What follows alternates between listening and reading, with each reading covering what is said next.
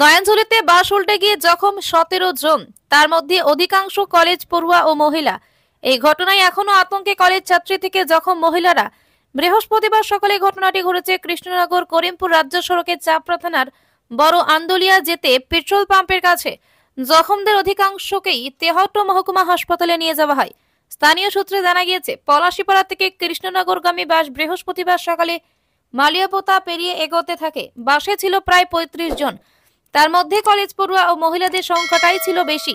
জখমদের মধ্যে কথা বলে জানা গিয়েছে, সোনপুকুর পেরোনোর পর বড় আন্দোলিয়া পেট্রোল পাম্পের কাছে হঠাৎ করে ডান দিকে চলে গিয়ে নয়নঝুলিতে বাসটি উল্টে যায়। জানা গিয়েছে, এরপর স্থানীয়রা সেখানে ছুটে গিয়ে বাসের জানালা ভেঙে যাত্রীদের বার করে।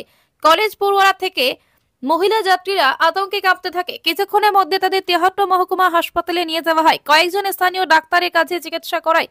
তেহট্ট মহকুমা হাসপাতালে আসে 10 জন, তাদের মধ্যে 6 জন কলেজ ছাত্রী, 2 জন মহিলা, 1 জন কিশোর। আচ্ছা, আজকের ঘটনাটা কি হয়েছিল একটু বিস্তারিত বলবেন, কিভাবে হলো? বাসটা কিভাবে কি হলো, কোথা থেকে যাচ্ছিলেন হঠাৎ করে? আমরা তেহট্ট জিতপুর মধ্যে বাস উঠিয়েছি। বাস যাচ্ছিল, ঠিকই যাচ্ছিল বাস। আমরা তখন সবাই জানলাটা খুলে জানলা পানে তাকিয়েছিলাম, বাস ঠিকই ছিল। তারপরে বাস কিভাবে পাল্টে হলো, কি হলো আমি আর কিছু বলতে পারিনি। আবার যখন জ্ঞান ফিরেছে, সব মানুষ বেরিয়ে গেছে। তারপর আমাকে সবাই জল দিয়ে, 2টো ছেলে আমাকে জ্বালা দিয়ে বেরিয়েছে। এই অবধি আমি জানি, আর কিছু জানি। আপনি আর কে কে ছিলেন? আপনার সাথে কেউ ছিল? আমার বৌমা আর আমি।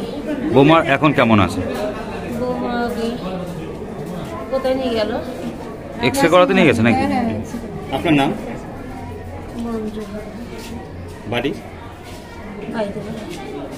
যদি এখনও আমাদের খবরের দর্পণ চ্যানেলটি সাবস্ক্রাইব না করে থাকেন, তাহলে এখনই সাবস্ক্রাইব করুন, সঙ্গে বেল বাটনটি ক্লিক করুন আর পেয়ে যান সব খবরের দ্রুত ভিডিও আপডেট।